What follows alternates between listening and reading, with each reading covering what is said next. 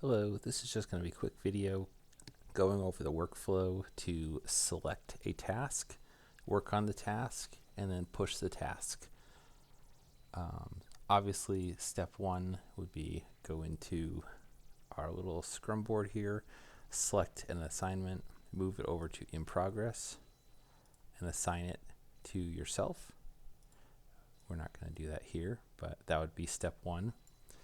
Following that, we're going to go over here. We're on the dev branch already. To make sure that we're on the best version, or the newest version, we're going to do git fetch to get the latest info from GitHub. And then we're going to do git pull to specifically pull the origins copy, which is GitHub's copy of dev, to our local branch to make sure we're completely up to date. There's been no changes lately, so we're good to go there. Now we're going to check out a branch to actually work on. We're going to make a new local branch for this. So I'm going to do git checkout US. I believe that was task story 21, task, I don't remember, something like that. Example. Obviously, you pick a better word than example. This is going to create a branch and switch to it. Now that we're on a branch, we're going to go over and make our change. What do we want to do? Hopefully you make better contributions than this. Anyway, now that we've done that, we're going to go back here. We can check git status, and this will show us we have modified our README markdown file. Now let's say that's the only change you need to make. You need to make sure that you are only staging and committing files that are relevant to what you're doing. So we just wanted to update the README. So we're going to just add the README. And now you can see the staged, it's in green. Now we're going to commit it.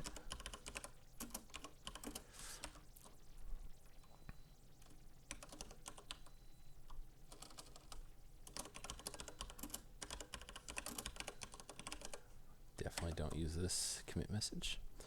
You can add extra lines if you want to by adding extra -m flags, but not super important. Now that we've committed it, we're going to push this. Whoops. We're good to go here. So we're going to push to origin. And what are we going to push? We're going to push user story number 21. You fit the example. Perfect.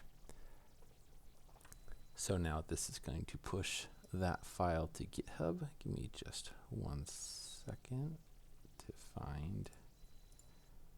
That is not the right. Here we go. So at this point, now we're up here. We're going to refresh the page. And as you can see, this is a new branch that's been pushed. You're going to look to this green button here, compare and pull request.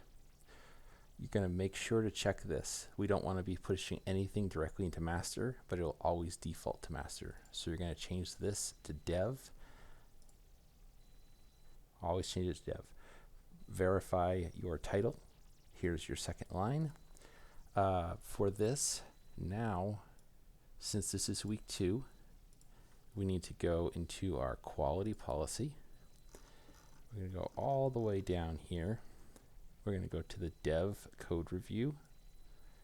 We're going to take this, copy it. Whoops. I guess the note is not terribly relevant, but we'll grab it because we're here. We're going to put this in the commit message. We could also add a comment on later after we create the pull request, but it also works here. So this is where you'd go through the checklist and you can say my code compiles, all unit tests, blah, blah, blah, blah, blah. Go through all of these, make sure you're good to go, and then you would create a pull request. Don't merge anything.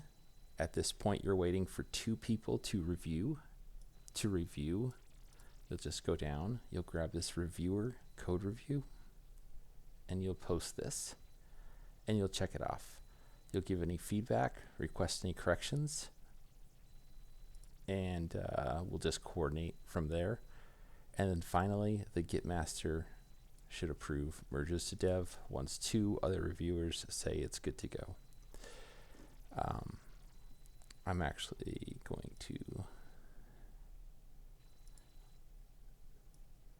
to make this go away because this is, I'm sure, going to be confusing. Hopefully that cleared things up. Please let me know if you have any further questions, and have a wonderful Wednesday, I think this is.